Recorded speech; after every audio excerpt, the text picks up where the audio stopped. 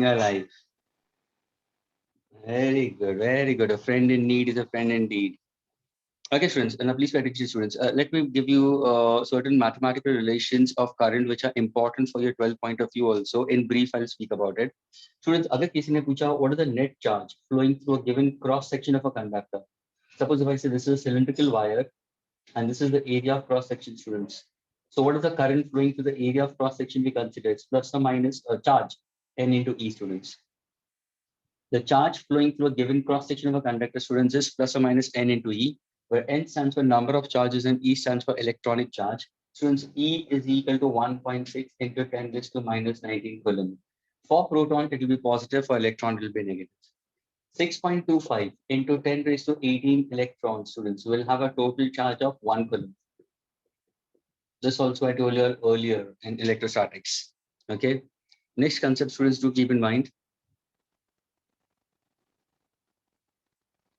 Okay, the next one, if I happen to consider, the next part, if I consider, suppose if I ask you, students, what is the net charge flowing through a given volume of a conductor? Please pay attention now.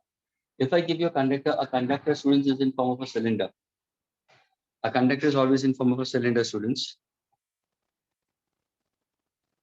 So if now somebody asks you, what is the net charge flowing through the volume of the conductor, students? Volume. So ये होगा length of the conductor. ये है area of cross section. मैंने पूछा net charge flowing through the volume of the conductor. तो तुम्हारा formula होगा Q ना ले. If somebody is giving you something, why not? You should take it. In Hindi, what do you call it? Q ना ले. This is how you can remember it. Q ना ले. Number of charges. A का मतलब area of cross section. ये pi r square होगा, students. L का मतलब length of the conductor. E stands for electronic charge. And this answer is in coulomb. Is this clear with everyone? Yes, sir. Yes, sir. Then for the case, if I happen to consider, what is the current flowing through a given cross section of a conductor? Again, if I say current flowing through a given cross section of a conductor, then I is equal to Q upon T, which is equal to NE upon T also. The SI of electric current we consider is always in ampere. But now, students, same thing if I ask you, what is the current flowing through the volume of the conductor, students? Volume. So now what will do? What will do, students? ये जो Q का formula तुमने लेके ना वो डाल दो ना यहाँ पे N into A into L into E upon T volume के लिए. Please students try to understand this. अगर मैंने कंडक्टर लिया स्टूडेंट्स और ये N पॉजिटिव रखा, ये नेगेटिव रखा, तो इलेक्ट्रिक फील्ड का डायरेक्शन इस तरफ होगा. अंदर जो इलेक्ट्रॉन्स है students, how do those electrons move, students? Those electrons move from negative terminal to positive terminal. They move from negative to positive, but in the direction opposite to the electric field. So I is equal to Q upon T. Q की जगह पर मैंने क्या लिखा देखो, N into A into L into E. Q ना ले. Now अगर तुम ध्यान से देखोगे students, what is L upon T? तुम बोलोगे सर L upon T का मतलब it's the distance covered by the electron in the conducting wire upon time taken for it. Students, what is distance upon time? What is distance upon time we call? Speed. And that is called as your drift speed. How to remember this? Navi. Do you know the Hindi term for people who actually go for shaving? The people who shave. Okay, we call them barbers. We consider जो roadside होते हैं उनको हम नावी भी बोलते हैं. Sir. Okay, you can remember in this. See, I'm giving you just a mnemonics way to remember it. यानी Q ना ले करंट नावी, लेकिन ये किसके लिए है? पूरे वॉल्यूम के लिए. ये ध्यान में रखना. VD का मतलब क्या है सर? VD का मतलब ड्रिफ्ट स्पीड है. ये ड्रिफ्ट स्पीड है. You're getting it? This is a drift speed we consider of electron we consider, which is very small, students. It's in terms of 0.03, 0.03. It's in millimeter per second we consider. अगर वो electron random होगा तो उसका speed 10⁶ है, लेकिन जब ये current के अंदर फ्लो होगा तो very small speed we consider. And current is simply we consider is a flow of this particular velocity with which the electrons are flowing. So when you speak about it, this is what you consider as a drift speed, and current is equal to N into A into V into E. The next, students, if I happen to consider current density, students. If somebody asks you what is current density, students, is J bar. And current density is equal to current per unit area, students. current density is simply defined as current per unit area, so it's ampere meter square inverse. Students, current density is simply speaking about the total number of charge flowing through a given area per unit area. So current per unit area is called as current density we consider. That's your concept of current density. A question can be asked. This is from the 11th part of it. I'm trying to take it. So these are certain basic formulas which the students should keep in mind with respect to current. If in case if I say, if an electron, the answer is students, when an electron is said to move, if I say an electron is in motion, तो electron कहाँ से कहाँ move होता है students in conducting wire. अगर मैंने copper wire लिया है तो how is an electron moving, तो मैंने यहाँ पे बता दिया. Electron students always moves in the direction opposite to the electric field. हमेशा opposite to the electric field it moves. It moves from negative terminal to positive terminal in the direction opposite to electric field. Now student, जब भी electron move होता है तो उसको तो एक force तो होगा कि नहीं. What exactly the force we consider is force due to electric field we consider. Can you give me the formula for this? बोले हाँ सर, इलेक्ट्रोस्टैटिक्स पढ़ा हुआ हम लोगों ने. क्या फॉर्मूला है सर? हमें ये मालूम है कि E is equal to F by Q. E is equal to F by Q. Q की जगह पर मैंने E डाल दिया चार्ज, तो F क्या होगा? E into E. क्या ये क्लियर हुआ सबको? Is this clear? Mind you, ये ध्यान में रखना, तुम लोगों ने इलेक्ट्रोस्टैटिक्स में पढ़ा हुआ है. Even I have told you, must Hemant sir has also told you in that case. In a metallic conductor, electric field lines do not pass through metallic conductor, but they can't pass through an insulator. Electric field lines can pass through an insulator, but cannot pass through metallic conductor. ये metallic conductor है. यहाँ पे electric field lines अंदर से pass नहीं होंगे, but yes, they are superficial. देखो मैंने बाहर की तरफ बताया, बाहर की तरफ बताया. इलेक्ट्रॉन्स का मोशन कौन से डायरेक्शन में होगा? हमेशा ऑपोजिट. यानी हो क्या रहा है हमारे स्टूडेंट, ध्यान से सुनना. अगर सपोज कोई इलेक्ट्रॉन है कॉपर वायर के अंदर, तो उसका मोशन रैंडम होता है स्टूडेंट्स. ये रैंडम मोशन, ये है रैंडम मोशन. लेकिन जैसे ही तुमने इसको कनेक्ट कर दिया बैटरी से, ये कॉपर वायर को तुमने कनेक्ट कर दिया बैटरी से, तो हुआ क्या? एक इलेक्ट्रिक फील्ड सेटअप हुई, which is outside we consider. उस इलेक्ट्रिक फील्ड की वजह से हुआ क्या? ये जो इलेक्ट्रॉन पहले रैंडम जा रहा था स्टूडेंट्स, वो इलेक्ट्रॉन अभी अपने आप को देखो कैसे अलाइन कर रहा है. Look at the electron. The electron is aligning exactly in the direction anti-parallel. ये देखो, motion of electron, electric field, they are both exactly opposite. Yes, yes, समझ. तो ये पहले रैंडम था स्टूडेंट्स. जैसे तुमने सेल कनेक्ट किया तो अभी ये जो मोशन है स्टूडेंट, ध्यान से देखना, ये जो इलेक्ट्रॉन का मूवमेंट आप देख रहे हो ना, यहां से यहाँ पे जो मूव होना है, इसको हम बोलते हैं drift speed.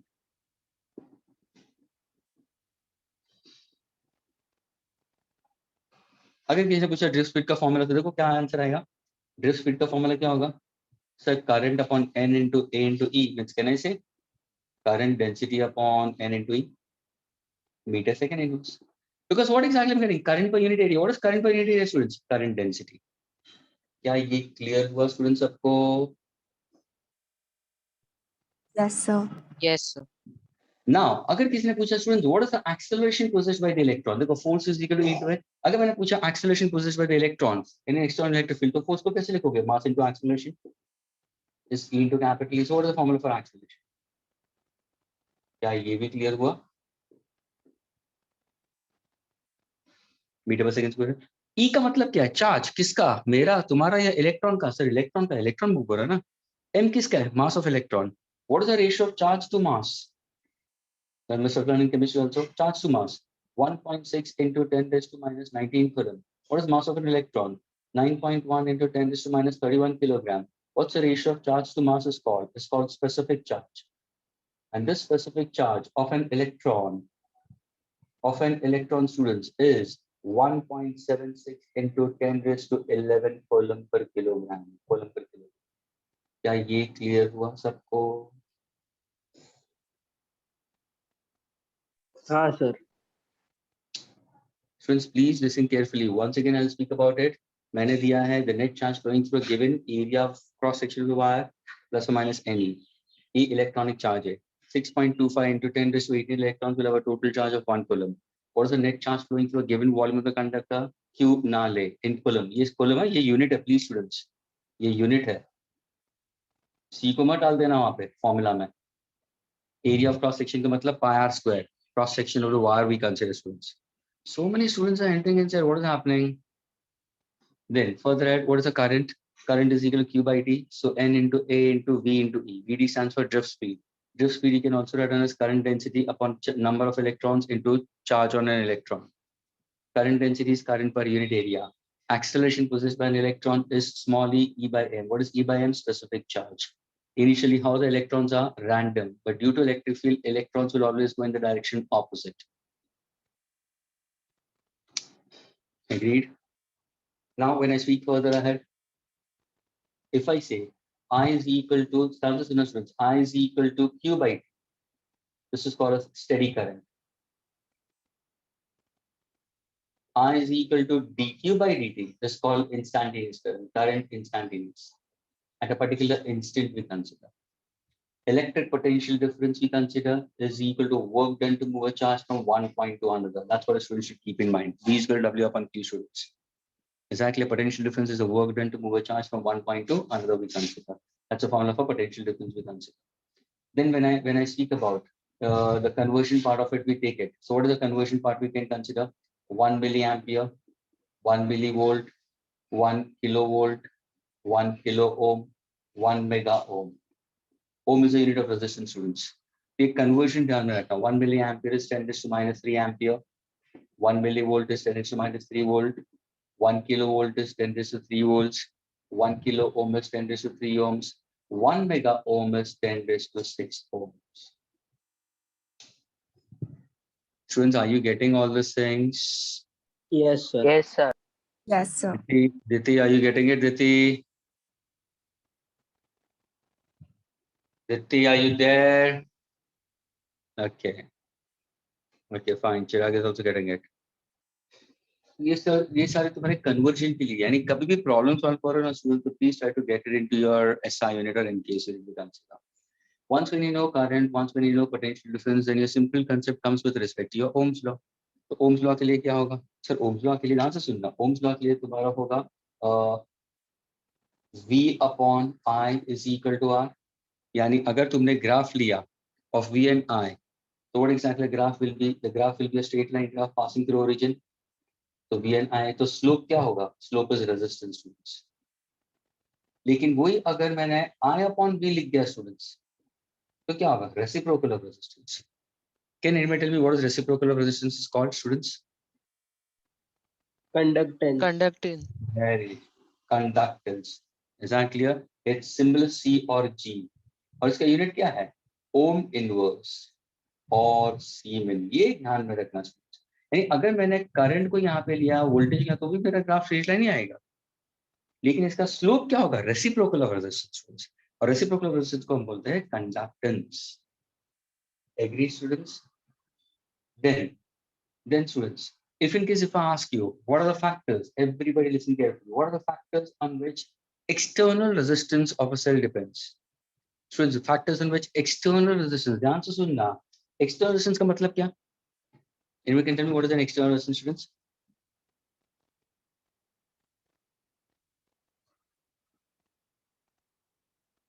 What exactly is external resistance of a cell? No, sorry, external resistance. Any electrical gadget, students. कोई भी electrical gadget अगर तुम घर के अंदर देखते हो सर्किट के अंदर, तो वो है external resistance, students. For example, tube light, external resistance. Electric bulb, external resistance. A TV set, external resistance. We consider a fan, external resistance. Any electrical load which consumes current is an external resistance. A resistor will consume some current. और वो fixed resistance है students. resistance के भी types हैं. एक fixed होता है, एक variable होता है. Fixed का मतलब उसको एक optimum current ही चाहिए. current उससे ज्यादा दे दिया तो it's going to spoil. Current उससे कम दिया तो वो शुरू नहीं होगा. दूसरा तुम्हारा वेरिएबल रेजिस्टेंस. वेरिएबल रेजिस्टेंस दो टाइप के हैं, शायद तुम लोगों ने सर्किट डायग्राम में पढ़ा होगा. एक ऐसा और दूसरा ये हम यूज करेंगे 12th में सर्किट डायग्राम्स के अंदर. ये है रियोस्टेट और ये है रेजिस्टेंस बॉक्स. इसकी वैल्यू तुम्हें मालूम है. ये है ध्यान से सुनना, ये है वेरिएबल. ध्यान से सुनना, listen carefully. Variable known resistance. Students, Who the hell is Yash Shinde? All the time is going out and in, out and in. मजाक रखा हुआ है क्या Yash Shinde? Idiot.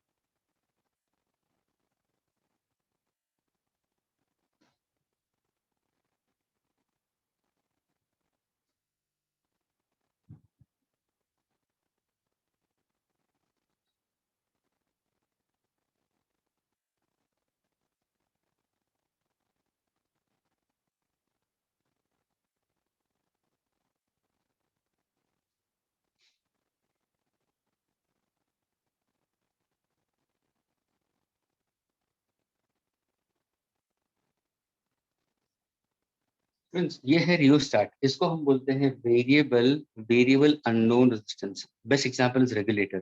और ये है variable known resistance. This is the resistance box. This is the one which you are going to use it in all the experiments for your class 12 point. Now अगर मैंने पूछा external resistance is a fixed resistance, ये एक fixed resistance. If I ask you, can you tell me what are the factors on which external resistance depends? So most of them must be doing it. They must be remembering the word mol. कुछ याद आ रहा है students? 10th में भी पढ़ा होगा, है ना? Material of the conductor, area of cross section of the conductor, length of the conductor, and temperature of the conductor. Students, you will remember this. Factors on which external resistance depends. Yes. I getting? Material of the conductor, area of cross section of the conductor, length of the conductor, and temperature of the conductor. Students, is that clear? Now, when I speak about mathematical relation, क्या होगा? The resistance R is ध्यान से सुनना. Resistance is directly proportional to length, inversely proportional to area of cross section. Students, तुम्हें मिलता था formula rho L by.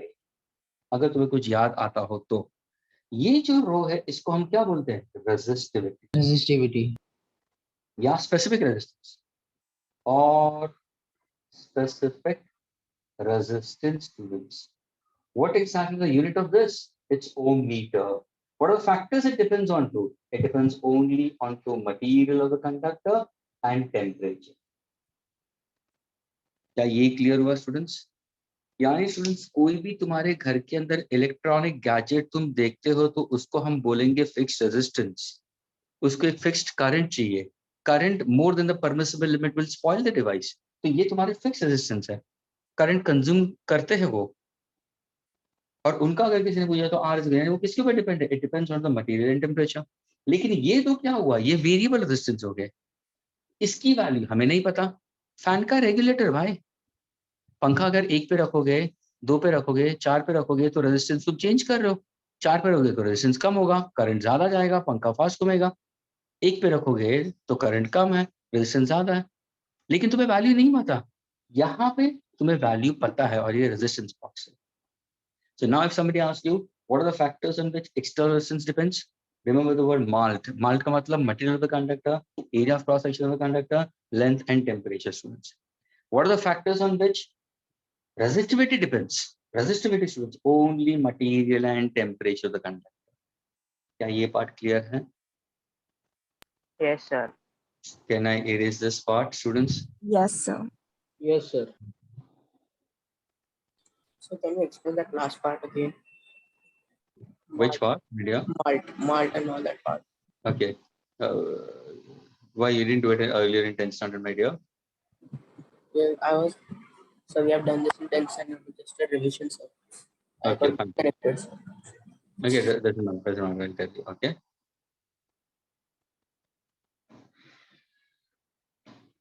Can I erase first? I'll speak about this. Can I erase this entirely now, students? होगा तो screenshot लो, ज्यादा time मत ले लो लिखने के लिए. Yes, sir.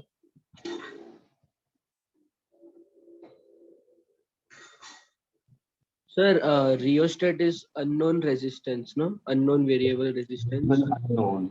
And resistance box, ये जो है resistance box है ये वाला, वेरिएबल नो नहीं. जो एरो ऊपर जाता है वो नोन है और जो टच होता है वो अननोन है, वो स्लाइड करेगा, दोनों स्लाइड करेगा. इसको हम बोलते हैं jockey. Okay.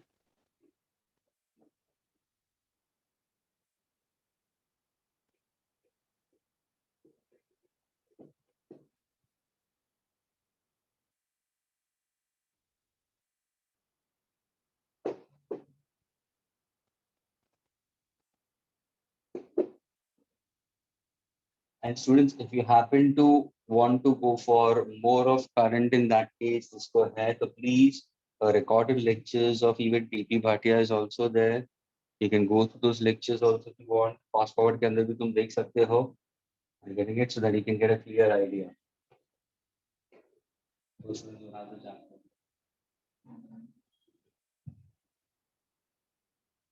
Okay, students. Somebody was asking about external. So external resistance is capital R. Resistance depends on the material, students. मैंने जो मान लिखा था ना MALP, इसका मतलब क्या मालूम है? अगर मैंने सपोज सिल्वर लिया और मैंने कॉपर लिया तो किसका रेजिस्टेंस ज्यादा होगा?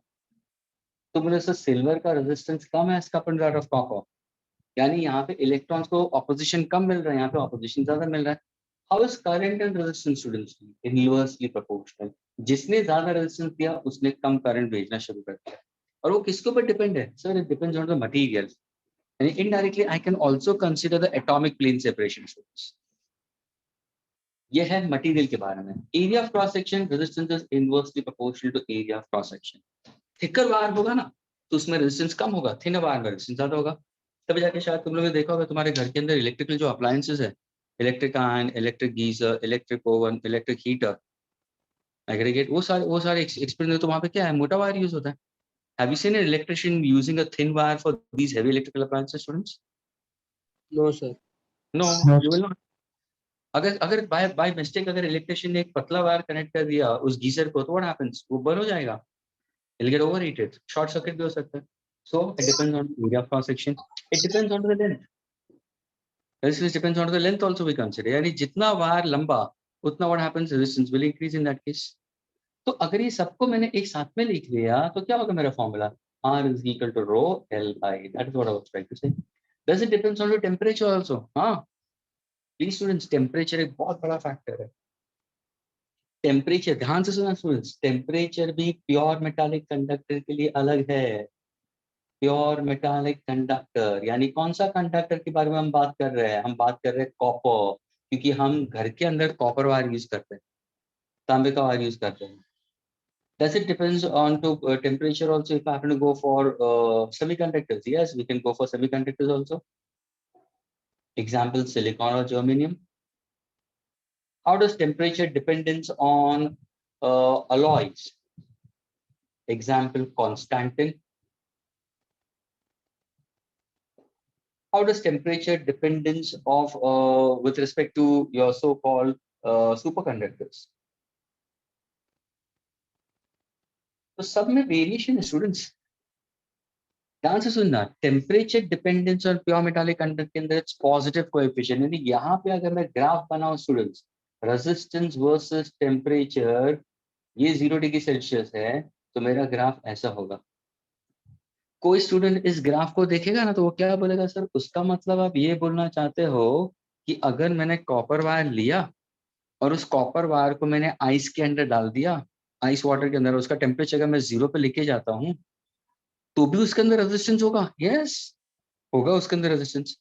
लेकिन जैसे जैसे टेम्परेचर बढ़ेगा रेजिस्टेंस क्या हो रहा है? बढ़ रहा है. और स्टूडेंट ये देखो, अगर रेजिस्टेंस बढ़ा करंट कम होगा.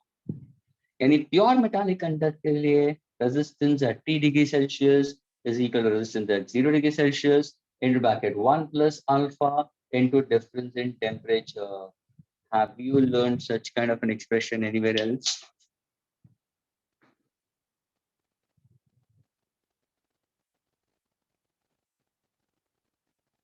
थर्मो में पढ़ा कि नहीं? सी समर बोल रहा है थर्मो में, ऑफ कोर्स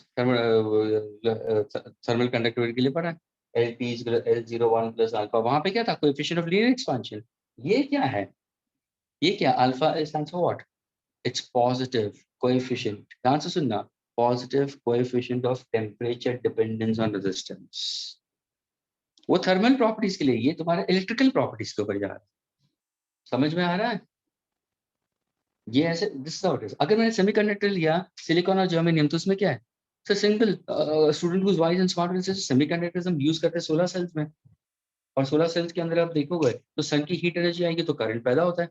अरे यानी सर इसका मतलब ये हुआ कि यहाँ पे अगर टेम्परेचर में बढ़ाऊंगा तो मेरा रेजिस्टेंस कम होगा। यस, रेजिस्टेंस कम होगा। तो ये क्या है? ये पॉजिटिव कोएफिशिएंट है, ये नेगेटिव टेम्परेचर कोएफिशिएंट। स्टूडेंट्स यहाँ पे फॉर्मूला क्या होगा? Resistance at degree Celsius, resistance at 0, 1 minus alpha into difference in temperature. ये है negative coefficient of temperature dependence. किसके लिए? सेमीकंडक्टर्स के लिए। Alloys, Constantine, it's an alloy of copper and निकल। मुझे ये बताओ स्टूडेंट्स, तुम लोग को पता है अगर कि ये ओम्स लॉ में कौन सा वायर यूज हुआ था? Anybody knows it? What exactly the conducting wire used in Ohm's law experiment you have learned in your 10th standard? No, sir. V upon I is equal to R. अगर मैं बोलूं suppose was copper was used, was semiconductor was used, it was an alloy, students, constantin. It's an alloy which is used. Yes, Diti, alloy use होगा, and the word constantin is for that. क्योंकि वहां पे अगर तुम देखोगे तो तुम्हें resistance constant चाहिए स्टूडेंट। ये रेजिस्टेंस वर्सेस टेम्परेचर तुम देखोगे ना, तो ग्राफ ऑलमोस्ट पैरेलल होगा टू द एक्स एक्सिस। तो ये है तुम्हारा ग्राफिकल रिप्रेजेंटेशन। यानी हम ओम्स लॉ में कांस्टेंटिन यूज करते हैं। सुपर कंडक्टर्स में क्या है? So superconductors are having conductivity to very large extent, almost infinity.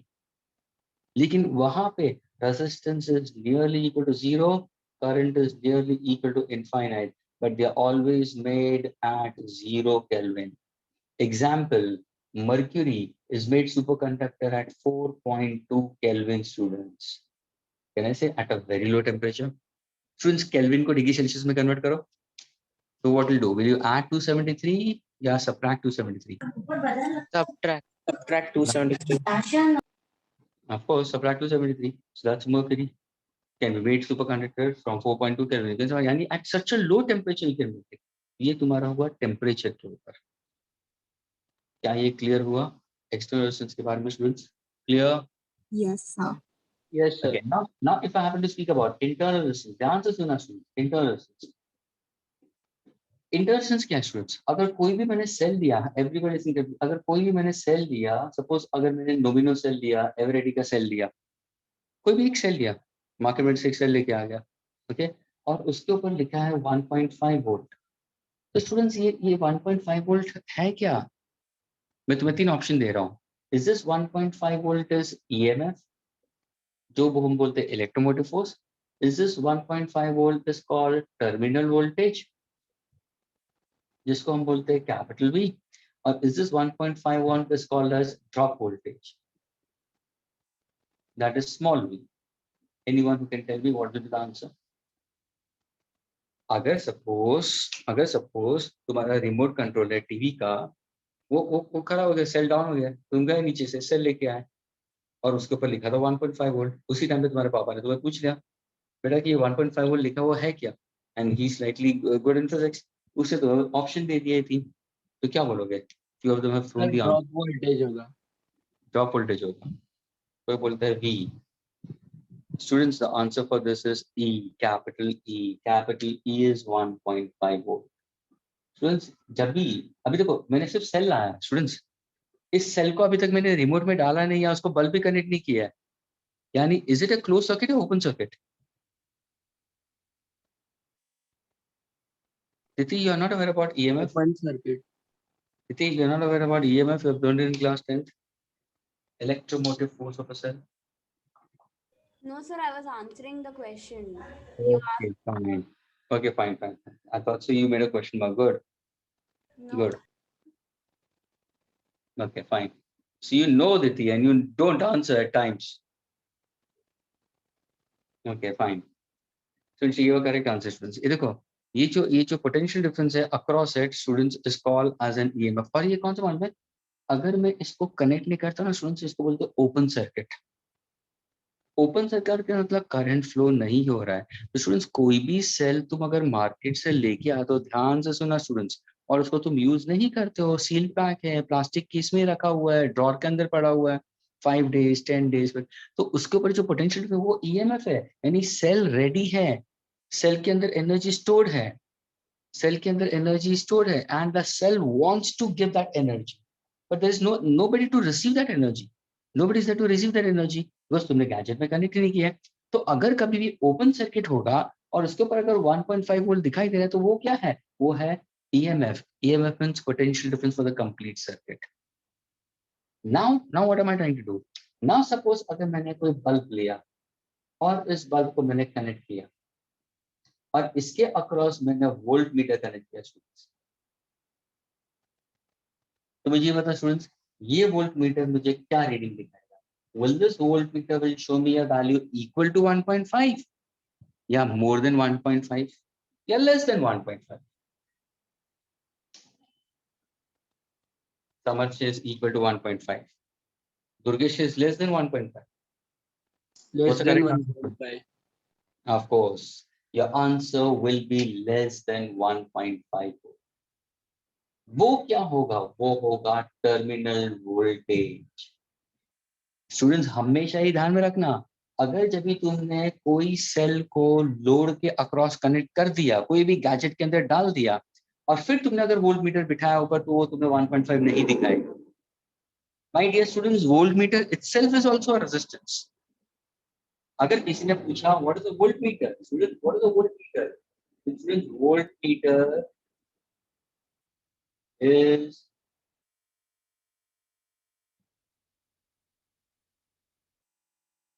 is a high resistance galvanometer.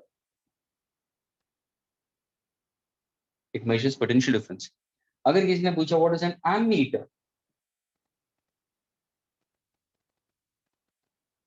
Sir, for measuring current, right? Yes, Yes. but it is a low resistance galvanometer. Students, ये बहुत important term है. Many students who are slightly better in studies in class 10th only they remember these things, but it has to be told to the students. You may not get it in the textbooks in class 10th. लेकिन teachers बताते हैं क्योंकि वहां पे students raise करते हैं questions. Ammeter सबको पता है, ammeter is always connected in series, ये रटा हुआ है। Volt metre is connected in parallel, लेकिन कुछ ऐसे स्टूडेंट्स होते हैं वो क्वेश्चन कर लेते हैं what happens if I connect volt meter in series and ammeter in parallel, तो वो टीचर को झक मार के इसका आंसर देना पड़ता था।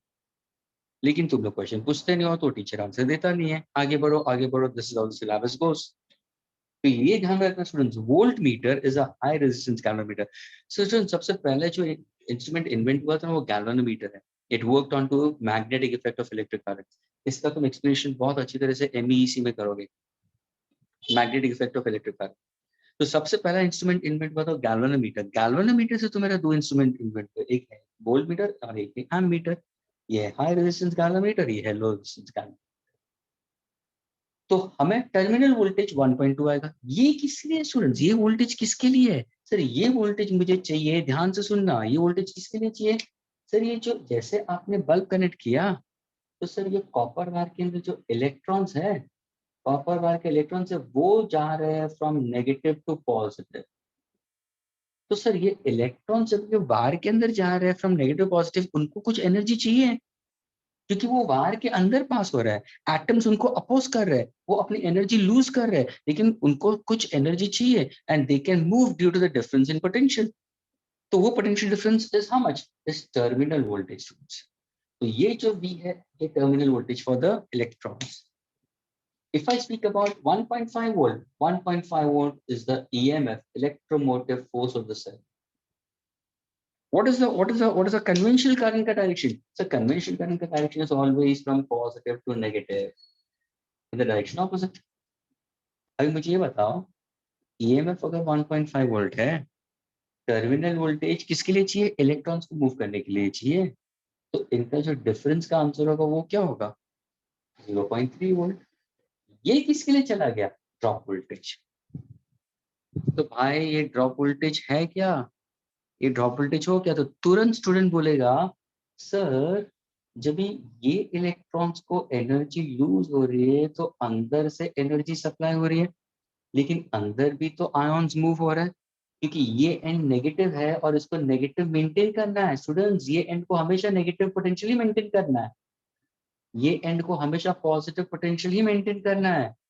यानी अंदर आयॉन्स होते हैं, वो आयॉन्स अपने रिस्पेक्टिव एंड्स पे जा रहे हैं, और जब भी वो आयॉन्स जाते हैं ना सेल के अंदर स्टूडेंट्स, जब भी वो आयॉन्स जाता है सेल के अंदर to maintain a constant potential difference, even these ions also lose energy because the electrolyte inside the cell, the electrolyte inside the cell, if I take a dry cell, if I take a dry cell, it's ammonium chloride based.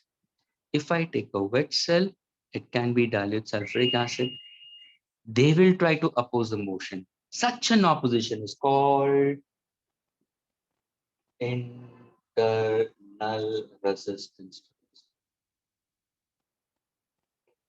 यानी एक है external students जो ओम में है, ये है internal, इसका भी यूनिट ओम है। ये किसके लिए है सर, इलेक्ट्रॉन्स को अपोज कर रहा है। कौन अपोज कर रहा है, एटम अपोज कर रहा है। Electron students are getting opposed by atoms of the conductor, उसके लिए तुम्हें एक्सटर्नल रेजिस्टेंस है, उसके लिए तुम्हें जो वोल्टेज है वो है 1.2 वोल्ट। अंदर जो आयंस मूव हो रहे हैं स्टूडेंट्स, अंदर जो आयंस मूव हो रहा है, इन आयंस को भी कौन अपोज कर रहा है, इन आयंस को अपोज कर रहा है इलेक्ट्रोलाइट।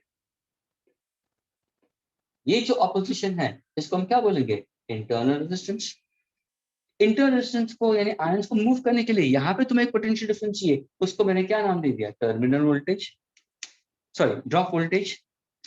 एक्सटर्नल के लिए क्या दे दिया, capital V terminal voltage, together is called as your electromotive fields. So now students, can you come to a conclusion? Can you come to a conclusion? Without electric potential difference, charge cannot flow. अरे हाँ sir, 1.2 volt का difference था तभी जाके electron move हुआ, अंदर 0.3 volt का difference रहेगा तभी आयंस मूव होंगे। अगर बाय चांस 0.3 वोल्ट की जगह पे 0.2 वोल्ट का डिफरेंस मिला अंदर, तो आयंस मूव नहीं होंगे, चार्ज डिपॉजिट नहीं होंगे। चार्ज अगर डिपॉजिट नहीं होंगे तो वहां से एनर्जी फ्लो नहीं होगी, तो तुम्हारा सेल क्या हो गया, सेल ड्रेन हो गया, यानी सेल को यूटिलाइज कर दिया है। तभी जाके स्टूडेंट्स, जब तुम एक्चुअली जेई की स्टडीज करोगे तो वहां पे दो टाइप के सेल्स आते हैं, एक होता है प्राइमरी सेल और एक होता है secondary cell. Primary cell use and throw, secondary cell recharge कर सकते हो तुम उसको। तो समझ में आया students, what is E stands for electromotive force of the cell we consider, yes, chargeable ones. Terminal voltages capital V, drop voltages. Can you give a mathematical relation between these three? Why not? Sir ये होगा capital E is equal to capital V small. Agreed? Yes. Phone batteries. Yes, Car sir. batteries also. Car batteries also, they are secondary. Now when you look over here, internal resistance is small r students. Internal resistance opposition. What are the factors on which internal resistance depends, students? Factors on which internal resistance depends. Remember, students, word null. See, how do I make you all to remember? ये mnemonics है. What are the factors on which external resistance depends? ये देखो, null. ये क्या है? null. यहाँ पे material of the conductor. ये conducting material यानी वायर के बारे में बात हो रहा है स्टूडेंट्स। ये इंटरनल रेजिस्टेंस तुरंत तुम्हें सोचना जरूरी है। इंटरनल रेजिस्टेंस यानी सेल के अंदर हमें दिखाई नहीं देता, सेल के अंदर तो किसके ऊपर डिपेंड होगा sir, depends on the nature and concentration of the electrolyte, nature and concentration of electrolyte. अरे दो स्टूडेंट्स को मैंने बोला सेल बनाओ भाई, एक सेल बनाओ, तो एक ने क्या किया, एक ने अमोनियम क्लोराइड का पेस्ट ले लिया, दो इलेक्ट्रोड्स ले लिए, दोनों एल्यूमिनियम इलेक्ट्रोड्स ले लिए, दूसरे ने डाइल्यूट सल्फ्यूरिक एसिड डाल दिया, एक जिंक इलेक्ट्रोड बना दिया और एक कॉपर रॉड बना दिया ऐसा इलेक्ट्रोड्स, तीसरे ने कार्बन इलेक्ट्रोड्स ले लिए अलग अंदर, यानी हर एक का अलग अलग ईएमएफ है, तब जाके you will be learning different types of cells, Leclanche cell, Daniell cell, these are the ones we consider, acid alkaline battery, lead accumulators we consider. तो ये क्या है, nature and concentration of electrolyte, ये क्या है, सरफेस एरिया ऑफ इलेक्ट्रोड्स, जितना ज्यादा area उतना ज्यादा discharge. L, distance between the electrodes. ये देखो ये पहला वाला सेल, जब ये पहले सेल्स होते थे तो थोड़े से मोटे और लंबे होते थे, ध्यान से देखना, सिलिंड्रिकल वाले हैं सेल्स। उसके बाद अभी कौन से आ गए, सिंगल पतले वाले आ गए, आई गेटिंग इट, छोटे वाले सेल्स। सिलेंडर छोटा हो जाता है, लेंथ भी छोटा है। अभी तो तुमने शायद बटन सेल्स भी देखे होंगे, डिस्क वाले, उसको बोलते हैं बटन सेल्स। वो कहाँ पे यूज होते हैं, रिमोट कंट्रोल्स के अंदर होता है, वॉचेस के अंदर यूज होता है। हैव यू सीन पॉजिटिव और नेगेटिव के बीच में कितना डिस्टेंस है, ये गैप के कितना डिस्टेंस। और सरफेस एरिया अगर तुमने बढ़ा दिया तो और ज्यादा आयंस डिस्चार्ज हो जाएंगे। तो ये है distance between the two electrode. Temperature of the electrolyte, temperature of the electrolyte. So what are the factors on which interactions depends? Nature and concentration of the electrolyte, area of surface area of the electrodes, distance between the electrodes, temperature of the electrolyte. What is that we call? NARD. This is MARD. What are the factors in which resistivity depends? Resistivity simply depends on two factors, material and temperature. What are the factors in which EMF of a cell depends? Sir EMF तो total voltage है cell का। तो जब ये final product तैयार होके बाहर आता है तो स्टूडेंट ए ने अमोनियम क्लोराइड का पेस्ट डाला है, एल्यूमिनियम इलेक्ट्रोड्स यूज किए। स्टूडेंट बी ने दूसरा सेल बनाया है जिसमें उसने दूसरा डाइसल्फ्यूरिक एसिड डाल दिया और दूसरे इलेक्ट्रोड्स लिए। तीसरे ने तीसरा इलेक्ट्रोड डाल दिया, तीसरे इलेक्ट्रोड्स अलग यूज किए। तो सबका ईएमएफ सेम होगा डिफरेंट होगा? सर सबका डिफरेंट होगा। यानी factors on which EMF depend होगा तो क्या बोलोगे सर? नेचर एंड कॉन्सेंट्रेशन किसका? इलेक्ट्रोलाइट का। और दूसरा factor material of electrodes, material of electrodes. क्या ये क्लियर हुआ स्टूडेंट्स? यानी स्टूडेंट्स मैंने 4 फैक्टर्स बोले, factors in which capital R external depends mart, factors on which internal depends NARD, factors on which resistivity depends material and temperature, factors on which EMF depends nature and concentration of electrolyte and material of the electrodes. Is this clear? Sir, अगर requirement 1.2 volts की है और Can you be loud? Can you be loud? I can't hear you, my dear. sir, if the requirement is of 1.2 volts and we increase the voltage, so sir आपने बोला कि drain हो जाएगा, वो वाला part समझा नहीं sir. नहीं तो यानी जैसे जैसे तुम सेल का यूटिलाइजेशन करते हो ना स्टूडेंट, जैसे जैसे सेल का यूटिलाइजेशन कर रहे हो तो उसका मतलब क्या हो रहा है? आयंस को आप डिस्चार्ज कर रहे हो, आयंस को डिस्चार्ज कर रहे हो और वो आयंस रिस्पेक्टिव एंड्स पे जाता है, तभी जाके एक पोटेंशियल डिफरेंस मेंटेन होता है और पोटेंशियल डिफरेंस मेंटेन होने की वजह से बल्ब ग्लो होगा। लेकिन जब भी दोनों एंड्स इक्वी पोटेंशियल हो जाते हैं करंट फ्लो ही नहीं होगा। Current always flows because of difference in potential. तो एक पोटेंशियल डिफरेंस मेंटेन होने की जरूरत है, अगर वो मेंटेन नहीं हुआ तो तुम्हें करंट फ्लो नहीं होगा। एक सिंपल एग्जांपल तो ले, सपोज तेरे पास एक टॉय कार है, remote control car, may be uncle got it from Dubai, जो सीधा भी जाता है, वर्टिकल वॉल पे जाता है, रूफ में भी जाता है, ओके, और अच्छे से बड़े बड़े टायर्स हुए, बड़ा वाला ऐसा। तो उस रिमोट कंट्रोल के अंदर तूने बैटरी डाल दिया, लेकिन वो बैटरी सीरीज के अंदर सर्किट के अंदर ही है और बाय चांस तेरे से वो ऑन बटन वहां पे शुरू करके तूने लेकिन रख दिया अंदर, महीना हो गया, 2 महीना हो गया, what happens in that case? You are not utilising that energy. होगा क्या? वो सेल्स के आजू बाजू में लिक्विड फॉर्म होना शुरू हो जाएगा, शायद रस भी हो जाएगा, यानी लीकेज होना शुरू होगा। किसका लीकेज हो रहा है? आयंस का लीकेज हो रहा है, क्योंकि तुमने चार्ज को यूज ही नहीं किया। तो जैसे जैसे तुम अंदर डिस्चार्ज होता रहेगा, आयंस अपने रिस्पेक्टिव इलेक्ट्रोड्स पे जाएंगे तो डिस्चार्ज होता रहेगा। एक हद तक सोल्यूशन के अंदर सारे आयंस आर गॉट डिस्चार्ज, तो क्या हो गया? इक्विपोटेंशियल हो गया, no current is active flow. Such a cell is called as a discharge electric cell. अगर वो सेल को वापस रिचार्ज करना है या हो सकता है तो क्या करोगे तुम? वापस बैटरी को चार्जिंग के लिए दे दोगे।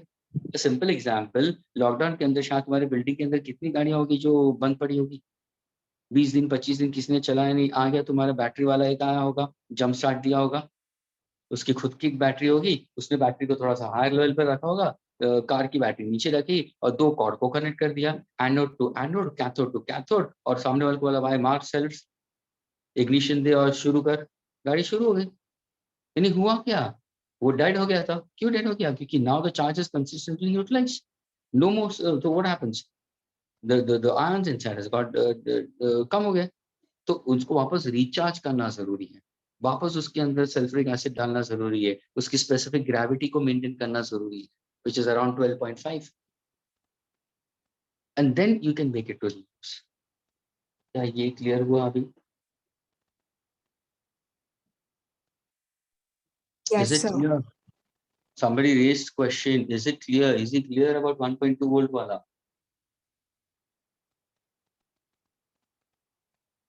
Now where is that person gone? Who was that person?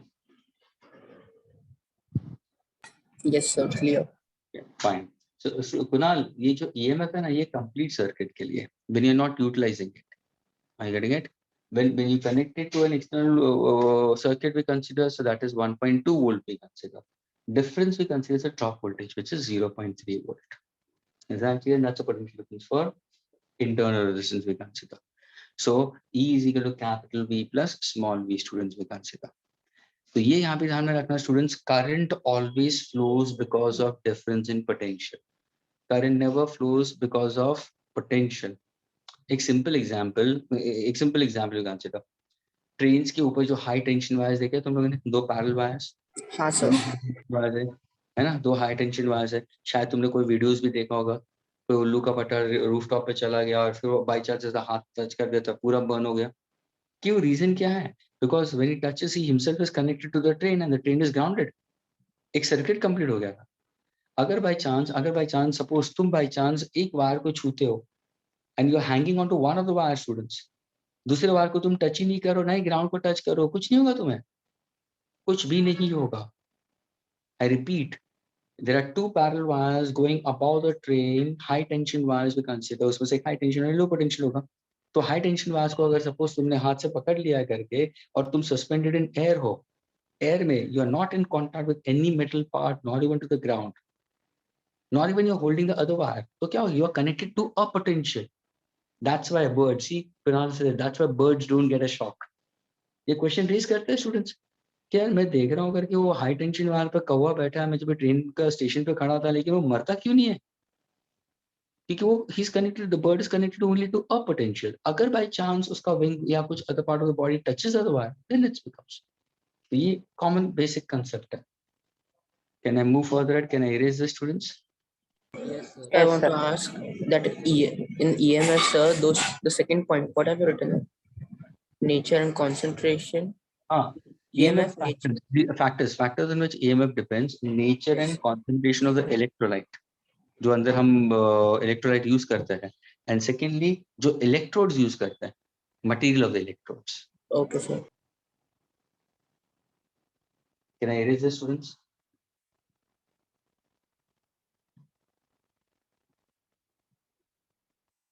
Yes, sir. Yes, sir.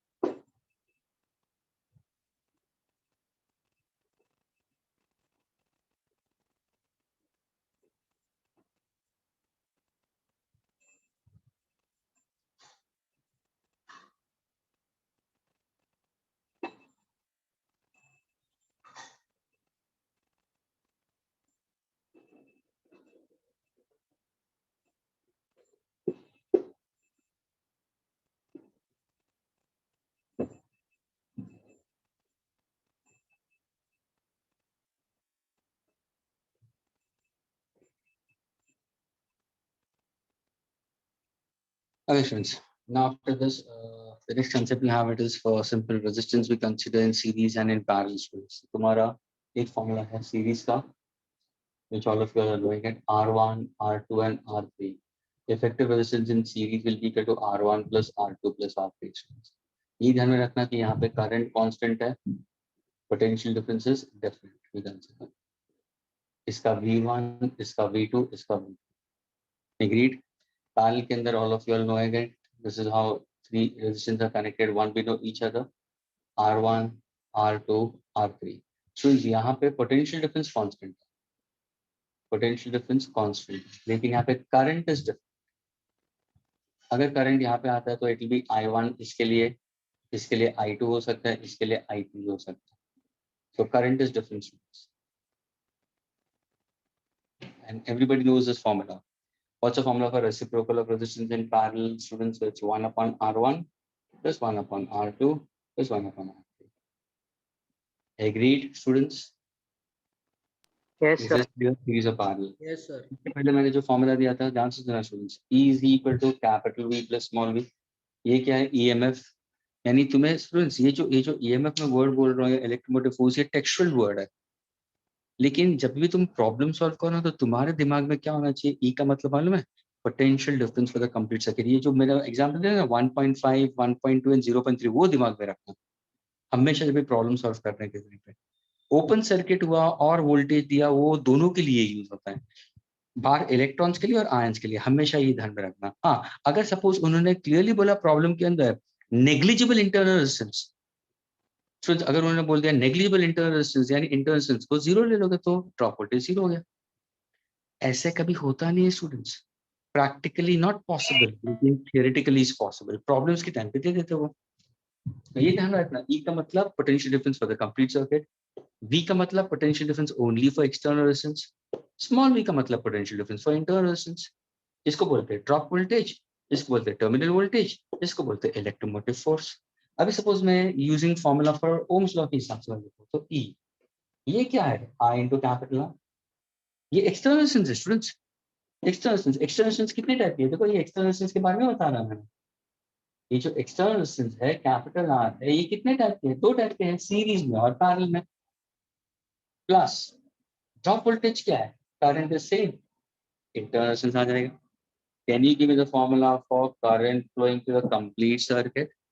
What is it? E upon capital R. This is a very important relation for finding out current.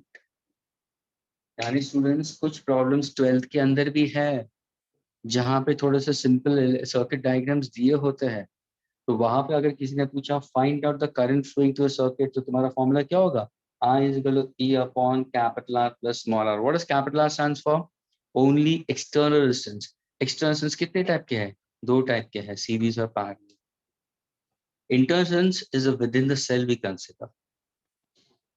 This is the formula for general form of Ohm's law.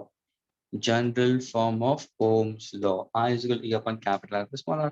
अभी कोई student है जिसको याद नहीं रहता, भूल गया, चलो ना ये भूल गए तुम. Please student, how to remember it? Do you know the formula for Ohm's law?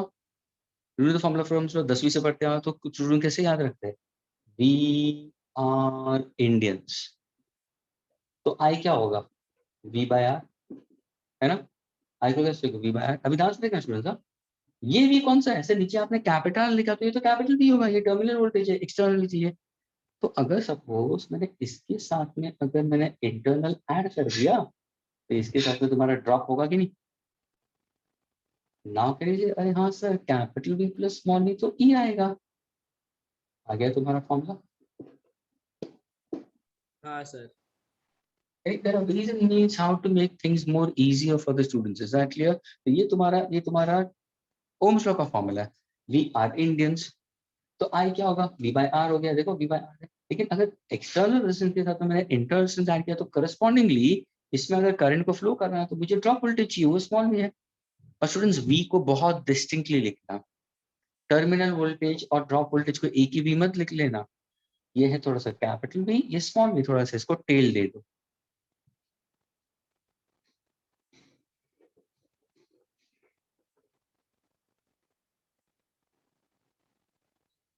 So from here we come to conclusion, students. EMF, students, EMF of a cell is always greater than terminal voltage, or terminal voltage is less than EMF. ये ध्यान में रखना. by drop voltage. अभी कोई student सुनता होगा या देखता होगा, वो बोलेगा क्या इतना छोटा सा और नीचे लिखा हुआ है, पता ही नहीं चलता है। लेकिन मैंने स्टेटमेंट क्या बोला, electromotive force is greater than the terminal voltage और terminal voltage is less than electromotive force by drop voltage. जैसे मैं ये बोलता गया तो कोई वाइज और थोड़ा सा भी सेंसिबल स्टूडेंट होगा ना, तुरंत उसके दिमाग में क्या आएगा, 1.5 volt is greater then 1.2 volt और 1.2 volt is less then 1.5 volt by how much, 0.3 volt. ये मैंने इंग्लिश में बोला। Is this clear, students? Yes, sir. Now when you move further ahead with it, you have your electric power. Okay, electric power. First of all, heating effect of electric current, students.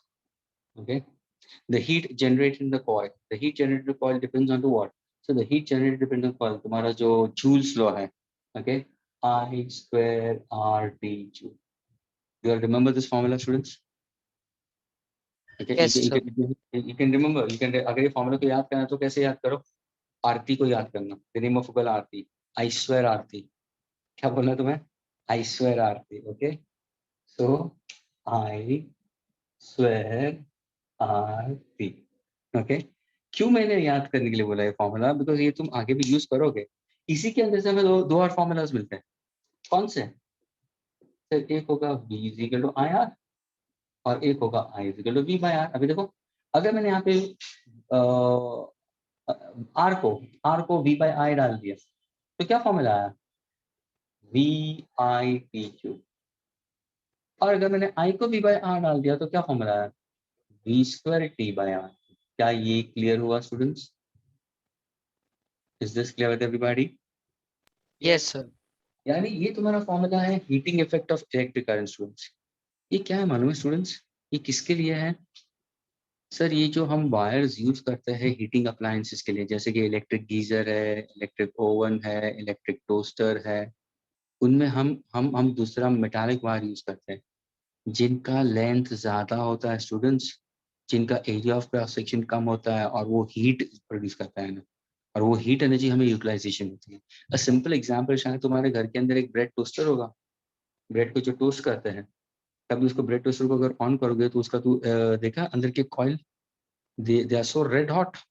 Yes, Have sir. you seen? Yes, sir. Very thin, they are very thin and they are so long. Those are heating elements, students. So what is the formula for heat generated in such kind of heating elements? 3 formulas. I need to remember only one. How? I swear, Aarti. Okay. So this is Yes, what sir. substituting V is equal to I and I is equal to V by R. We'll get 2 formulas. जैसे तुम्हारा खत्म होगा तो कैसा होगा sir, heat generated है तो power आ जाएगा। What actually electric power? Electric power, ये इलेक्ट्रिक पावर है। इसके पहले तुम लोग ने मैकेनिक्स में मैकेनिकल पावर कर दिया तुमने। Are you getting it? Electric power is defined as the rate at which electric work is performed. Rate at which electric work is performed, which is heat energy or electrical energy consumed per unit time, or electrical energy consumed per unit time. I can consider in this manner. तो power is equal to heat energy by, तो power के कितने formulas होंगे? How many formulas will get it? Sir heat के 3 formulas है, divide by time करना है तो सारे में टाइम कैंसिल हो जाएगा। तो पावर का फॉर्मूला क्या होगा? सर इसमें टाइम कैंसिल कर दूंगा तो आंसर होगा I square R. Absolutely correct. Second case में सर ये टाइम कैंसिल हो जाएगा तो power is equal to V into R, why not? Sir यहाँ पे भी टाइम कैंसिल हो जाएगा तो V square by R. Absolutely correct. लेकिन स्टूडेंट्स ये इलेक्ट्रिक पावर है, work done per unit time, electric work done per unit time, that is converting into heat energy per unit time or electrical energy consumed per unit time. Since it's joule per second, so my answer will be in watt, in watt, in watt. That's your power we consider. Now when a student looks into this, instantly a question raise करते हैं, sir एक formula में power is proportional to R, ये MCQs के लिए भी है, and if you look into JEE की क्वेश्चंस के लिए भी है, power is proportional to R, और दूसरे केस में आपने इनवर्स दे दिया, तो मैं ये कभी यूज करूँ और ये कभी यूज करूँ। So now if I happen to go for what exactly? Power is students directly proportional to R, कभी यूज करोगे? कभी यूज करोगे when you have current constant students. Current is constant, यानी the two bulbs have to be connected in series. ये कभी use करोगे? V square by R in watts. when potential difference is constant. क्या ये clear हुआ students? यानी when two bulbs are connected, ध्यान से सुनना, when two bulbs are connected in series, then I can find out the individual power by using I square R. This is power of the first one, power of the second one. But if I take the same two bulbs and if I connect them into parallel, then how do I find out the power? B square by R. यहाँ पे student series में ध्यान से सुनना, series में P effective क्या है? अगर सपोज मैंने एक का 10 वॉट्स दिया, दूसरे का 6 वॉट्स दिया और मैंने पूछा student what is P effective, तो इसका formula students listen carefully, P1 P2 upon P1 plus P2 होगा। स्टूडेंट्स दोनों सीरीज में, लेकिन फॉर्मूला पैरेलल का डाल दिया। ऑफ कोर्स ये तुम्हें डेरिवेशन करके भी मिलता है students. You can derive this and you can get this answer also. दो बल्ब्स को अगर मैंने पैरेलल में कनेक्ट किया तो उनका P इफेक्टिव क्या होगा? P1 plus P2. ये बहुत इंपॉर्टेंट है फॉर मल्टीपल चॉइस क्वेश्चन के हिसाब से। The students, when you are speaking about heating effect of electric current, there are three formulas for heating effect of electric current. H is equal to I square RT, H is equal to VIT joules, S is equal to V square T by R. अगर मैं power के हिसाब से जाता हूँ तो work done per unit time, heat energy per unit time, electric energy consume per unit time. तीन formulas है, which are the three formulas? I square into R, V into I, V square by R, directly proportional, current constant, inversely proportional resistance, voltage constant. Two bulbs are connected in series, the effective power is P1 P2 upon P1 plus P2. Two bulbs connected in parallel, the effective power is P1 plus P2. Are you clear, students? Yes, sir.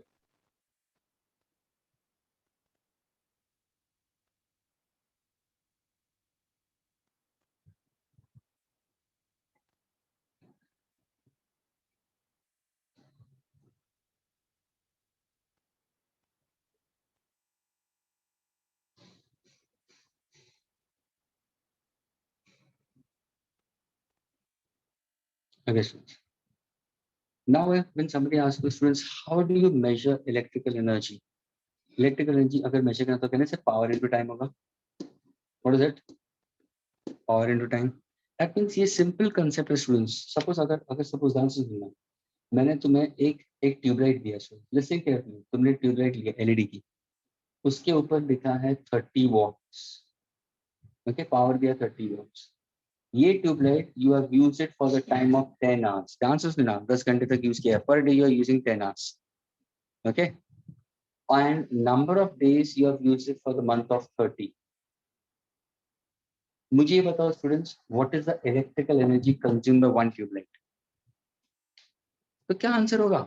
Formula सामने, सिर्फ electrical energy consume है power into time, लेकिन ये जो electrical energy consume होगा किसमें होगा students? Kilowatt hour में होना चाहिए। Somebody raise hand or what?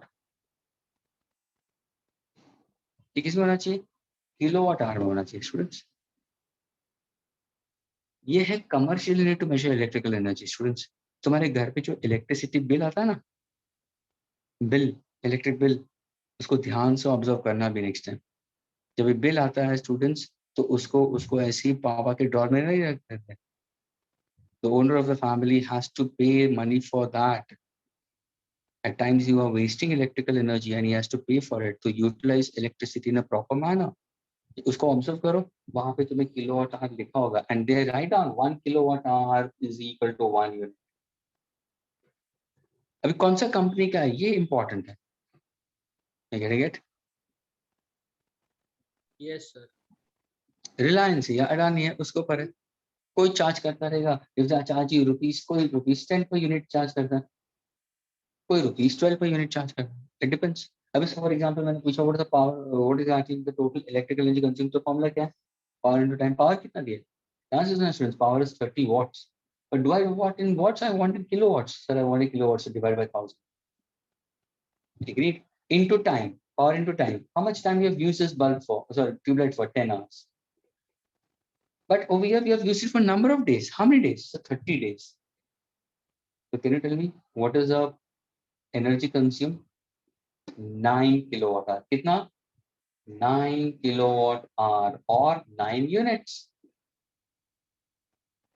Suppose अगर रिलायंस चार्ज करता है ₹10 per unit, तो what is the cost of electricity for one tube light? एक महीने के लिए ₹90. Students, how much it is? 90. सोचो, how many tube lights, how many bulbs are there, fan, washing machine, AC, refrigerator, microwave, your computers, different electrical gadgets, पूरा का sum up करके at the end of it you get an electricity bill. क्या ये clear हुआ students? हाँ sir. Can I erase this? Yes, sir. Diti, are you there? Diti, are you getting it? Yes, sir. Okay.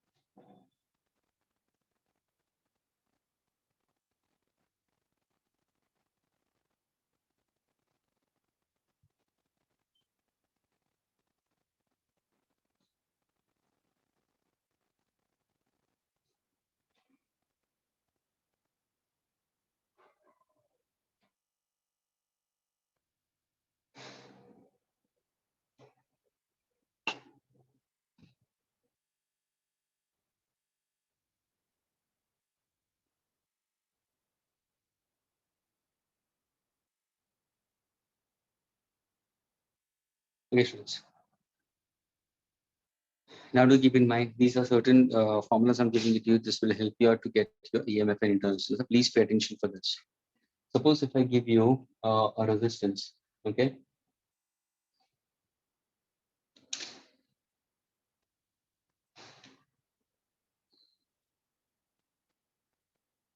EMF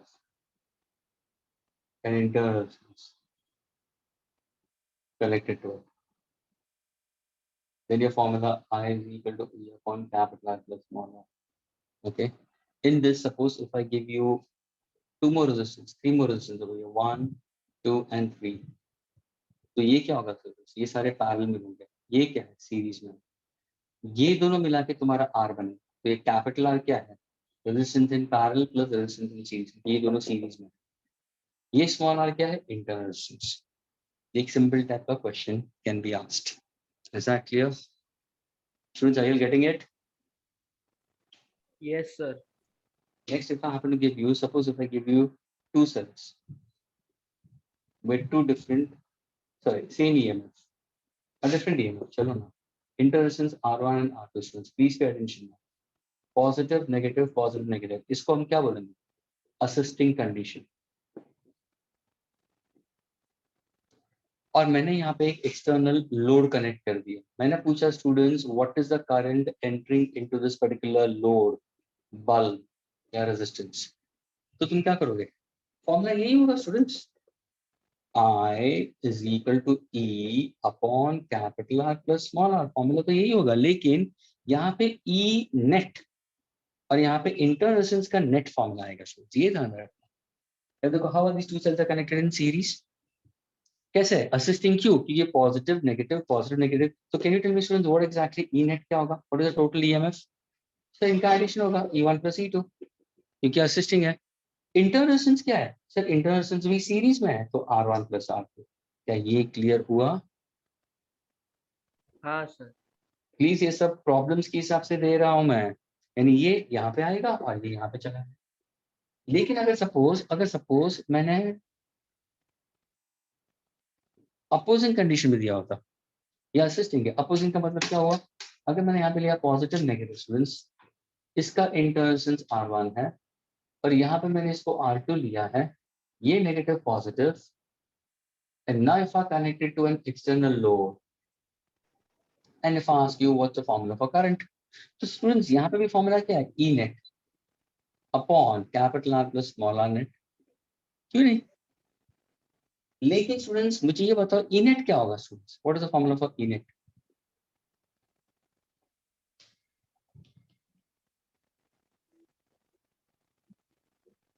Yes, anybody? This is opposing condition, not assisting. What is the formula for E net?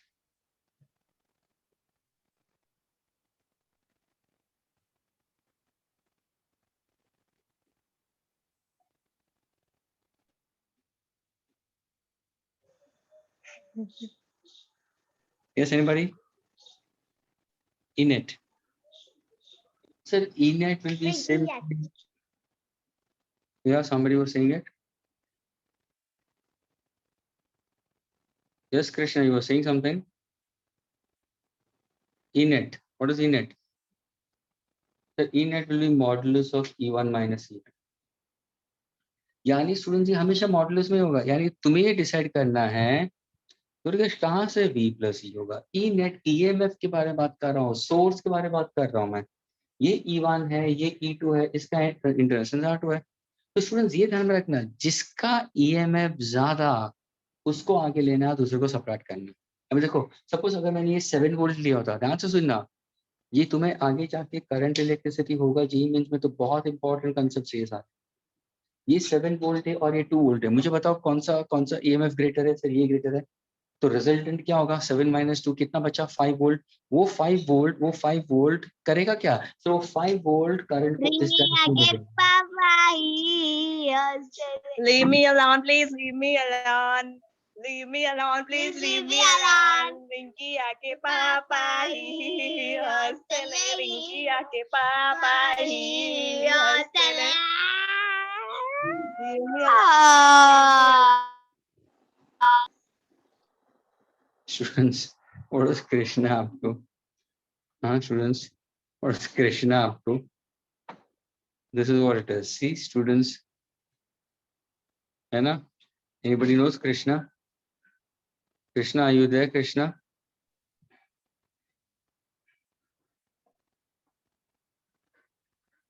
हाँ Krishna are you there?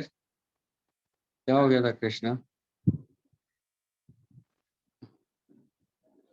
Sir, no one is there in the meeting named as Krishna. No, was there and then left. मैं कृष्णा कृष्णा बोल रहा था। Report कर दो account.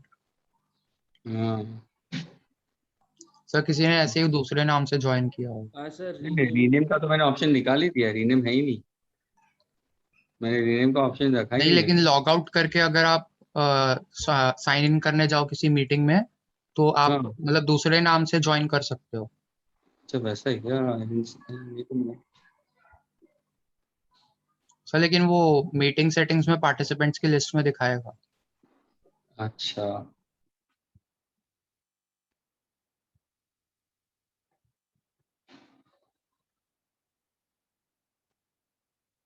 I put it show names when participants join. I put that.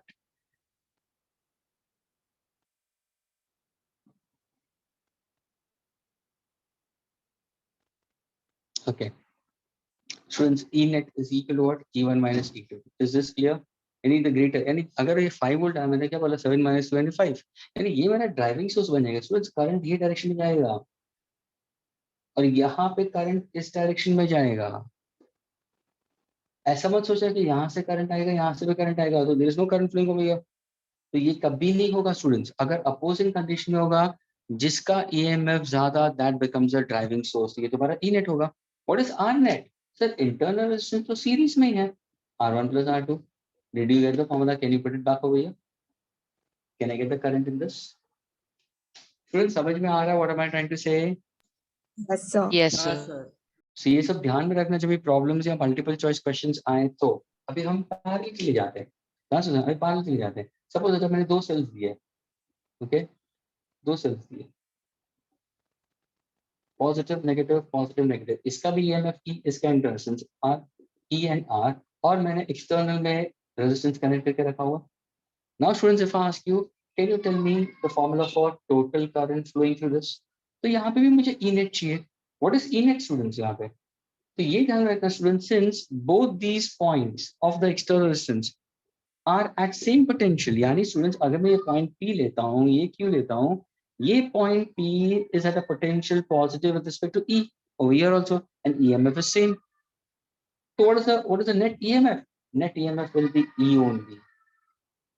इनका reciprocal नहीं आएगा, not even addition आएगा. यानी सपोज अगर ये 5 वोल्ट दिया है, ये भी 5 वोल्ट दिया है, तो टोटल ईएमएफ सर्किट का ई रहेगा, 5 वोल्ट ही रहेगा. लेकिन इंटरनल रेजिस्टेंस क्या होगा? सर इंटरनल रेजिस्टेंस तो पैरेलल में है, तो उसका फॉर्मूला क्या होगा? Sir 1/R effective, 1/r plus 1/r, क्योंकि दो सेल्स है, तो कहने से 2/r. What's the formula for R effective? R/2 ohms. Now, did you get the formula? That I is equal to E net upon external plus internal का effective. यानी students सारे formulas में यही यूज कर रहा हूं मैं, सिर्फ E net और R net के ऊपर डिपेंडेंट है. ये दोनों पैरेलल है, EMF सेम है तो EMF कांस्टेंट रहेगा, लेकिन इंटरनल रेजिस्टेंस भी पैरेलल है. क्या ये क्लियर हुआ स्टूडेंट्स सबको? Yes sir. Yes, sir. अभी हम क्या करेंगे? अभी हम इसका पोटेंशियल डिफरेंस को चेंज करते हैं. ठीक है, सपोज अगर मैंने यहाँ पे लिया E1, ये लिया R1, यहाँ पे लिया E2 और इसका मैंने ले लिया R2, and then if I happen to connect it to an external resistance capital R, positive, negative, that means they'll give in this way, the positive potential of the two cells are identical, we consider the same, we consider negative, that means the current is going in the same direction. यहाँ से current आ रहा है, यहाँ से current आ रहा है और ये रिनेट हो रहा है, ये I1 भेज रहा है, ये I2 भेज रहा है और ये I आ गया, जो I is equal to what? I1 plus I2. तो समझ में आ रहा है स्टूडेंट्स? यहाँ से करंट I1 आ रहा है, यहाँ से I2 आ रहा है, ये यहाँ पे आ गया, रिनेट होके I1 plus I2 हो गया. लेकिन अगर मैंने पूछा students, can you give me the formula for the net current flowing through circuit, तो सर उसके लिए मुझे नेट ईएमएफ भी चाहिए. नेट ईएमएफ क्या होगा? अगर मैंने ये 5 वोल्ट दिया है, ये 2 वोल्ट दिया है, दोनों असिस्टिंग में ही है, पॉजिटिव, नेगेटिव, तो फॉर्मूला ई नेट का क्या होगा? मान लो students, listening carefully, E1 R2 plus E2 R1 divided by, students नीचे ईएमएफ आएगा या नीचे इंटर रेजिस्टेंस का फॉर्मूला आएगा? नीचे ईएमएफ आएगा या नीचे इंटर रेजिस्टेंस आएगा? तो कोई भी स्टूडेंट स्मार्ट होगा, थोड़ा सा भी वाइज होगा, बोलेगा सर आपको ईएमएफ चाहिए ना, इसका यूनिट वोल्ट है. सर आपने ऊपर वोल्ट ओम दोनों आ रहा है, तो नीचे ओम आना चाहिए, कैंसिल होना चाहिए, तो सर नीचे आएगा R1 प्लस R2. समझ में आया? रट्टा नहीं मारते. समझ में आया स्टूडेंट्स? हाँ सर. यानी this is how good students है. ये बोलने की जरूरत नहीं होती, टीचर्स कभी बोलते नहीं है. ये स्टूडेंट्स के ऊपर फिर डिपेंड होता है कि कैसे पढ़ाई करते हैं, कितना हमारा इजी बनाना होता है. तो देखो E net is equal to E1 R2, ये किसके लिए? असिस्टिंग के लिए.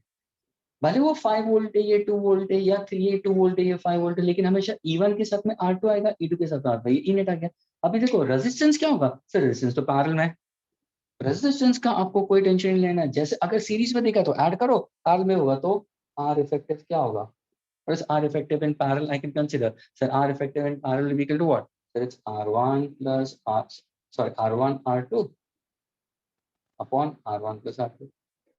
क्या ये क्लियर हुआ students? Yes sir. Parallel. But now can you get the formula for E? Yes, I is equal to what? E net upon capital R plus small r. लेकिन suppose अगर मैंने ये पॉजिटिव, ये E1 दिया है, ये R1 दिया है, और यहाँ पे नेगेटिव और पॉजिटिव दिया है, E2 दिया है, R2 दिया है. अब ये दोनों ऑपोजिट पोलैरिटी से हैं. करंट किसकी वजह से होगा? जो ज्यादा ड्राइविंग पावर होगा उसके हिसाब से होगा. Now can you tell me students what exactly the formula for E net over here? तो ये ध्यान में रखना स्टूडेंट्स, फॉर्मूला वही होगा, सिर्फ यहाँ पे नेगेटिव साइन आएगा. लेकिन किसको किससे सबट्रैक्ट करना है? ध्यान से सुनना. अगर दोनों में से किसी एक का ईएमएफ ज्यादा होगा उसको पहले लेना है। सपोज अगर मैं बोला E1 is greater then E2, suppose ये 5 वोल्ट है ये 2 वोल्ट है, तो मेरा फॉर्मूला क्या होगा? E1 R2 minus E2 R1, नीचे क्या आएगा? Inter resistance. अगर मेरा ये ईएमएफ ग्रेटर होता ना तो मैं लिखता था E2 R1 minus E1 R2। Did you get your net EMF?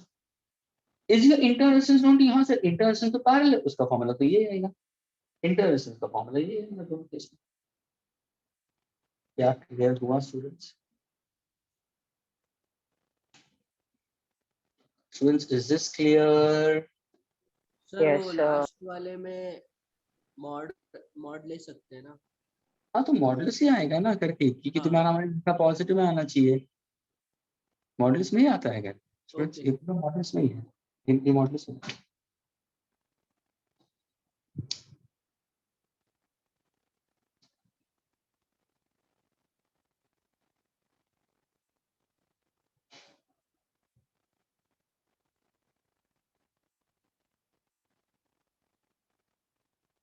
Can I erase this, students?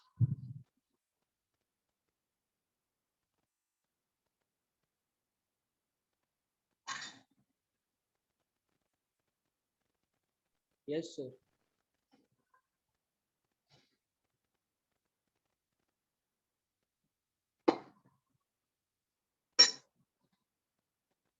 And this will help you out, students. बहुत प्रॉब्लम्स में हेल्प होगा तुम्हारे।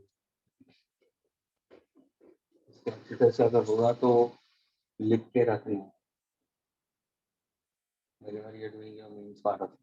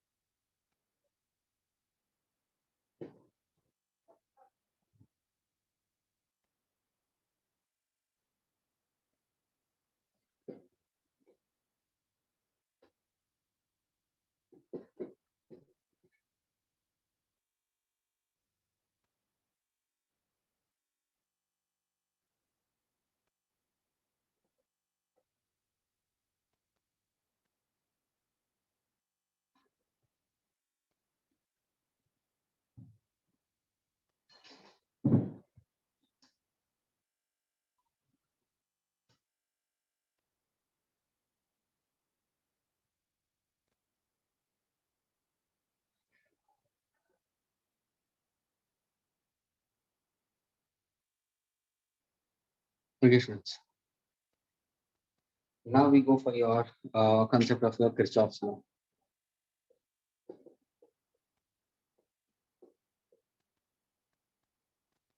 And this is a very important concept. Okay. This is really going to help you out in class 12, and many students today it's going to be a little bit TP Bhatia also, students. Okay. But it's very important to understand many students, when they don't listen carefully, they don't think properly, and when they start solving problems, they create blunders. Because over here, a person who understands then need to have a lot of patience. You can't be in a rush. So let us understand the concept of Kirchhoff's law. Students. What exactly Kirchhoff's law actually speaks about, students? Kirchhoff's law speaks about whenever we go for simple circuit diagram, students, we can use Ohm's law. वहाँ पे current voltage को निकालने के लिए। लेकिन suppose अगर मेरे को सर्किट डायग्राम तुम्हें ऐसा दिया है, think as if I'm giving you positive negatives E1, inter resistance are considered R1. Agreed? Then I'll give you another cell E2 R2, positive negative. And if I give you an external resistance over here R1, R2, And if I tell you to find out the net current flowing into R1 and R2, then how do you find out? How do you find out? तो कोई भी student wise और smart होगा, तुरंत बोलेगा sir अभी आपने formulas दिया, और वो फॉर्मूला स्टूडेंट्स क्या मालूम है? मल्टीपल चॉइस क्वेश्चंस के लिए वो शॉर्टकट्स है, वो शॉर्टकट फॉर्मूला मैंने दिया तुमने। और यही चीज तुम्हारे 12th के अंदर जब भी तुम देखो तो किरचॉफ लॉ यूज किया यहाँ पे। शॉर्टकट फॉर्मूला क्या था हमारा? बताओ क्या था फॉर्मूला? तो ये तो दोनों आर बन जाएगा, है ना? आपको आई चाहिए तो फॉर्मूला क्या है sir? I is equal to E net upon ये दोनों का R1 प्लस R2 सीरीज में ही है, plus are effective.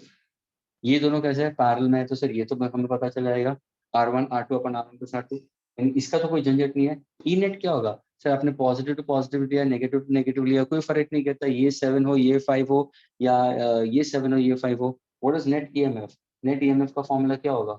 So simple, E1 R2 plus E2 R1 upon R1 plus R2। क्या ये क्लियर हुआ? Yes sir. और यहाँ पे डाल दोगे तुम्हें मिल जाएगा। और वो शॉर्टकट मेथड है स्टूडेंट्स, ये जो मैंने बताया वो शॉर्टकट है। लेकिन यही चीज श्रवणी, ये सब don't tell your friend up, but it's getting recorded. Okay fine, I shouldn't have. Okay so in this case listen carefully. अगर सपोज तुम्हें यूज करने के लिए बोला किरचॉफ लॉ, तो तुम कैसे करो? How do you go for Kirchhoff law? ये कॉम्प्लिकेटेड सर्किट डायग्राम्स के लिए when you go for Kirchhoff law students, there are two kinds of statements and directions. We go for one is considered to be as a current law, and the other one we consider as voltage law students. Kirchhoff's law is classified into two we consider. One is called as current or junction law. Another one is voltage or mesh law. One is current or junction law. The other one is voltage or mesh law students. We are trying to do that. Is that clear? Now when you speak about this students, answers in now. What exactly voltage law or mesh law we consider is? What is current law? It is saying that current approaching the junction is exactly equal to current leaving the junction. यानी current law always obeys. Please, अगर तुम्हारी current electricity की exams है, ये शायद 90% ये दो questions पूछेंगे, शायद ऑब्जेक्टिव्स में भी पूछेंगे, मल्टीपल चॉइस क्वेश्चन में भी। Current law, junction law obeys.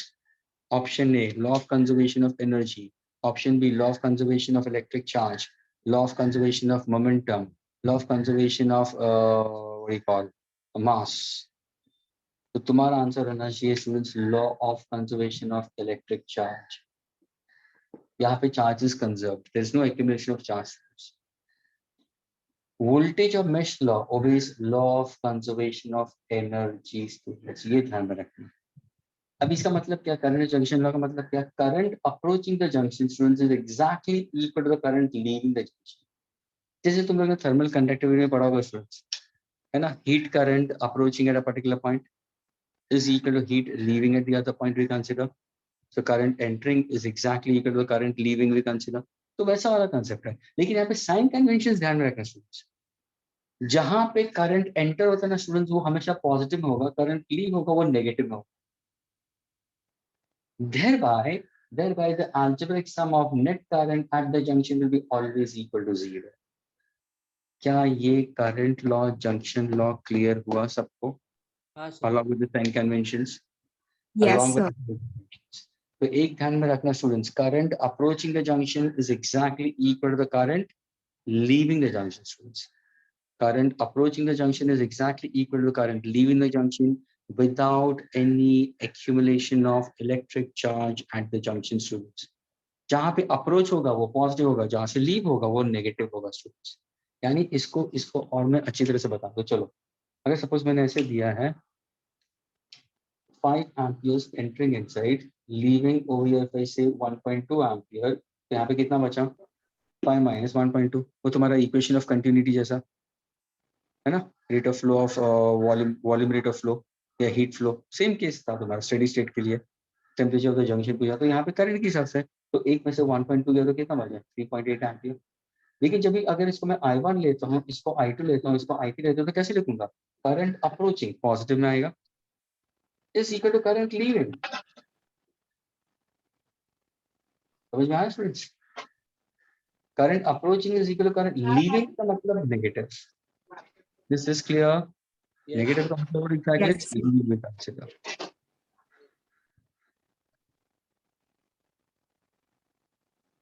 So in this case what exactly sir, I1 is equal to, ये माइनस यहाँ में आएगा तो प्लस I2 हो जाएगा, ये भी होगा तो प्लस I3 हो जाएगा, that is equal to 0. आ गया तुम्हारा algebraic sum of net current and the junction is 0. No accumulation of charges. This is what we call as current law. It obeys what? Law of conservation of electric charge. Is this clear, students? Yes, sir. Out of the two law, students, out of the current law and this one, we consider your voltage of mesh law is more important. यहाँ पे students बहुत confused हो जाते हैं. Now, students, what exactly voltage law or mesh law we consider? Is that clear? कि जो तुम्हारा voltage law और mesh law है, it obeys law of conservation of energy. Please, how to understand this? इसको समझने के लिए students एक simple circuit diagram के हिसाब से conventions को समझना जरूरी है. यानी it depends on to tracing a loop. ध्यान से सुनो, tracing a loop. If traced in the direction of conventional electric current, तो sign conventions क्या होगा?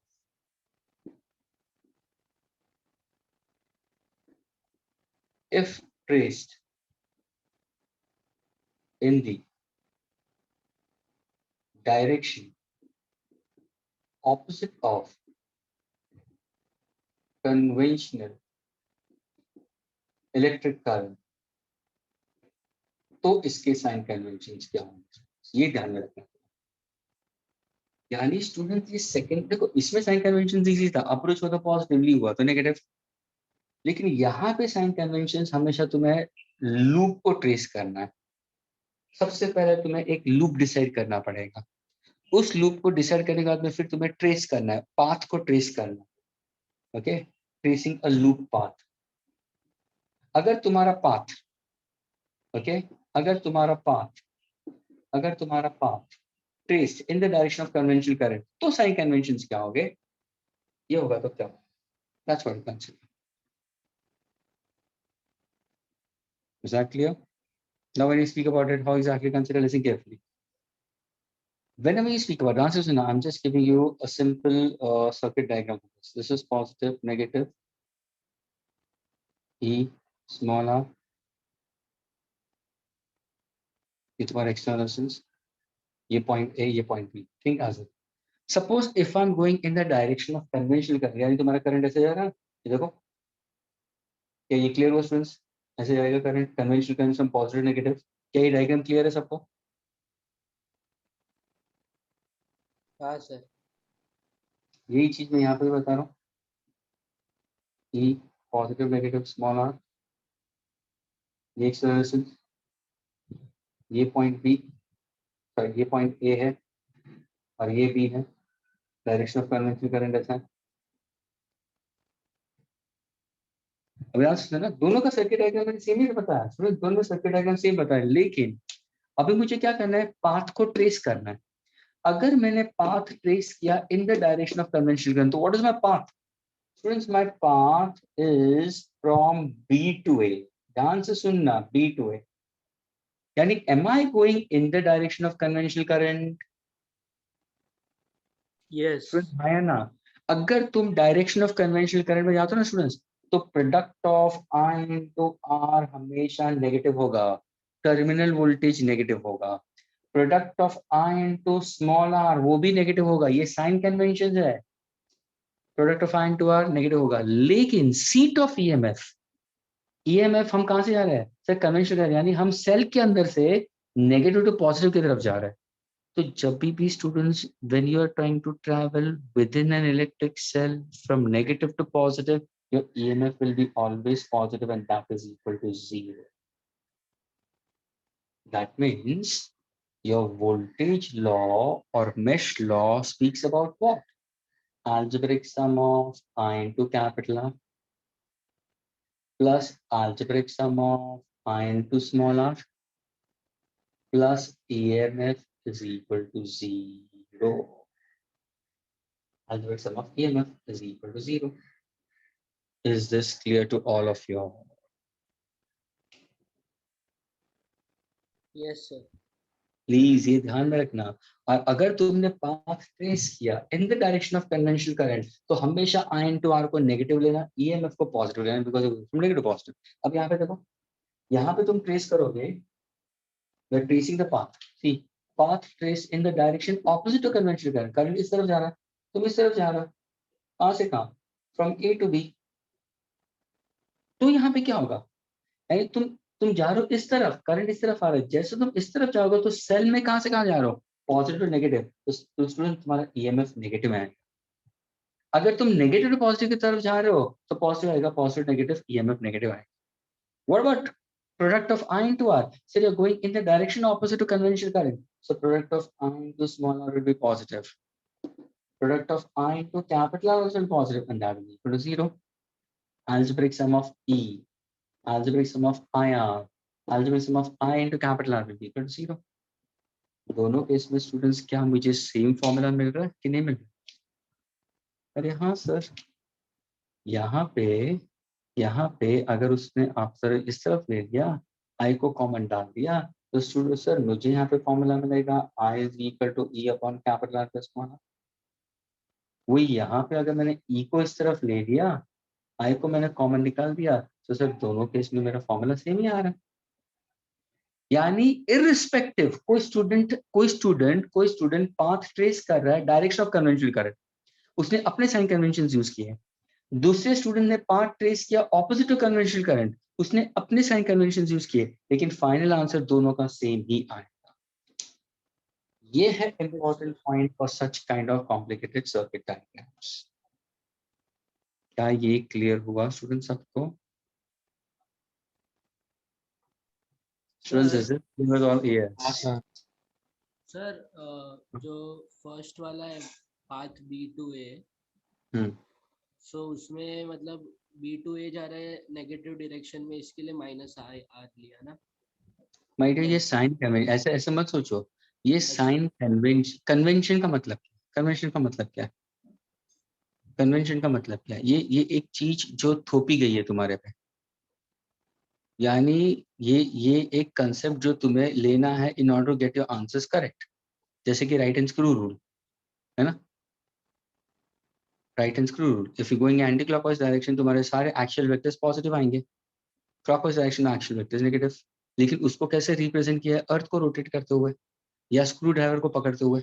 अगर तुम स्क्रू ड्राइवर को पकड़ोगे और तुम ऐसे बाइंड करोगे, सपोज ये ड्राइवर है, नील ऊपर है, तो ऊपर ऐसा नील को फिक्स करना है, ऊपर एक प्लैंक ऑफ वुड है और नील है, और तुम ऐसा एंटी क्लॉकवाइज में तो नील अंदर जाएगा, है ना, तो तुम्हारा एक्चुअल वेक्टर्स ऊपर की तरफ आ रहा है। वही तुमने अगर स्क्रू ड्राइवर को उल्टा घुमाया तो एक्चुअल वेक्टर नीचे की तरफ आ रहा है, लेकिन वो एक साइन कन्वेंशन है।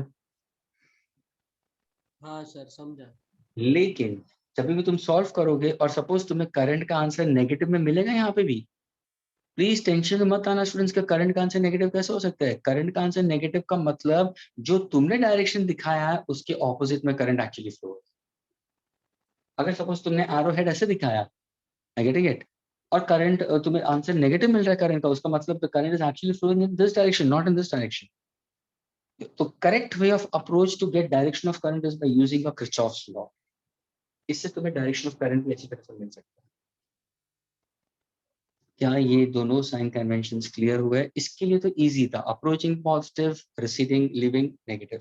इसके लिए when you are tracing the path in the direction of conventional current, IR will be negative, EMF will be positive because going from negative to positive. In the direction opposite to it, we consider E is negative, IR is positive. क्या ये clear हुआ students? Yes sir, it's clear. Yes. Yes, sir. Here we go. I'm keeping this in front of you. I want now to give me the question. This is the last question for you all, okay? All of you all can try to solve it, students. Okay, and get me the answer. I'm trying to go for a loop. I'll take it as A, B, C, D, E, F.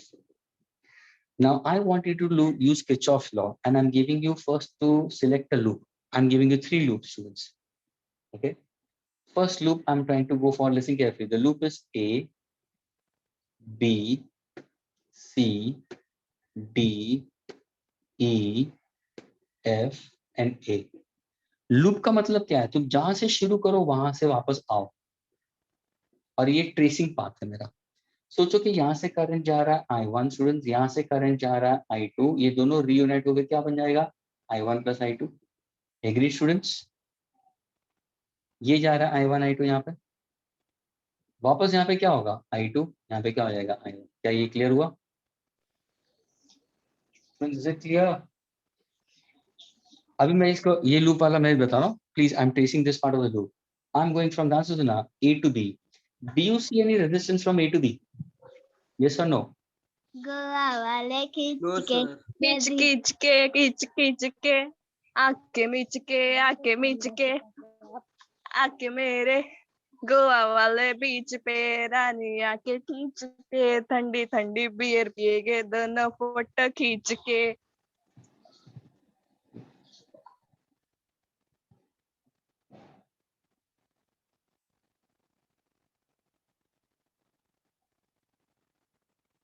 See this people.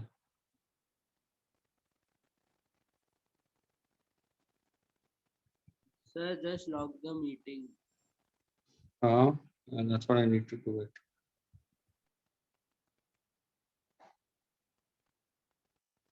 I locked it. Now they responded with Durgesh का नाम लेके।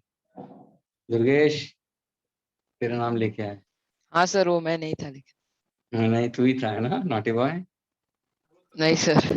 ऐसा मत करो, किसी को ना किसी को। This is what the problem with the students is. Fine. Okay. Does it happens quite often?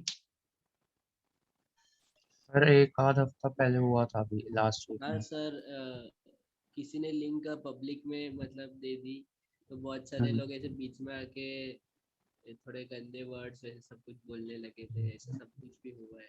This is there. Fine. Okay, students, listen carefully.